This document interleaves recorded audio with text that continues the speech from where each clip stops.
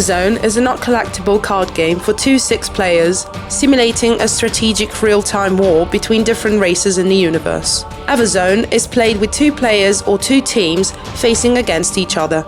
The goal of the game is to remain the last player or team standing after the war. This is achieved by reducing the opponent's team's command points to 0.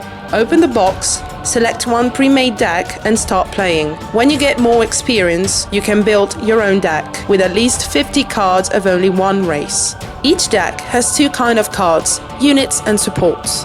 Both cards have a resource value to have this card activated on the battlefield, and location symbols, that is where the card can be activated. Units have also 3 combat values, attack, defense and range, which determines the initiative. Now you have to form the location deck, so separate the location cards from your decks, take a prime earth, a prime sea and a prime space card and place them in the center. Then each player or team selects 3 cards of their choice from the pool, one at a time, to form the location deck. Give each side a scoring card and each player then shuffles its deck and places it face down with a space for the 2 discard piles, the fallen pile and the retreated pile. Only the leader card must remain outside the deck, because you'll always have it in your hand unless he dies in battle. The flow of play is split into numbers of phases as follows. Each player draws cards from its deck until having 10 cards in hand. Keep the leader as the 11th card in hand. Reveal the top card of the location deck. This card shows where the battle takes place, so which card can be activated, the number of turns expected in the battle, and the maximum value of resources provided every turn. Players now have to marshal their units by selecting any number of cards from their hand and placing them face down on the table. Marshalling only happens once each battle, per location, so make sure you marshal enough units to last an entire battle.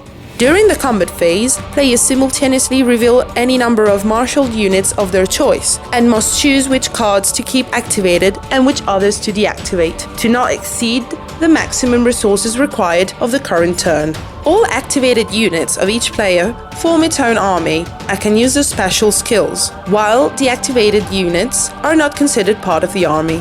A battle lasts the number of turns listed on the location card, and each army will get the opportunity to attack once per turn.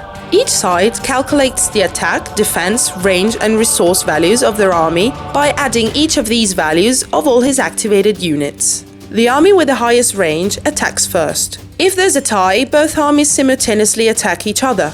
If the army attacks value matches or exceeds the opposing army's defense, the attack is successful and the defending army is destroyed. And then damage is dealt to the team's CP, equal to the difference between the attack value and the defense value. Then each player in the defending team must activate some or all of their deactivated units. At any point, players may play 1 support card per turn. Support cards are played from the player's hand and do not need to be marshaled. However, they still add to the resource limit and the current turn. Supports have effects that may change the tide of the battle. During the next turns, each player may activate new marshaled units as the resource limits grow up. At the end of the last battle turn, players proceed to the retreat phase. Is a clean-up phase, where players prepare for the next battle. Each player takes all surviving cards from the battlefield into the retreated pile. If the leader card was not destroyed, it returns in your hand. If this was the last turn on the last location card, the game ends and the player with more CP wins. Otherwise, another battle begins, starting from the draw phase. At the end of a battle turn, either side may choose to surrender and move straight to the retreat phase. If this happens, the surrendering side takes damage equal to half of the unmodified attack value of the opposing army, rounded down. If a player, or teams, surrenders more than twice in a game, he loses immediately. A real EverZone Street is a team game, in which CPs apply to each team, not each player, unlike the resource limits that apply to each player.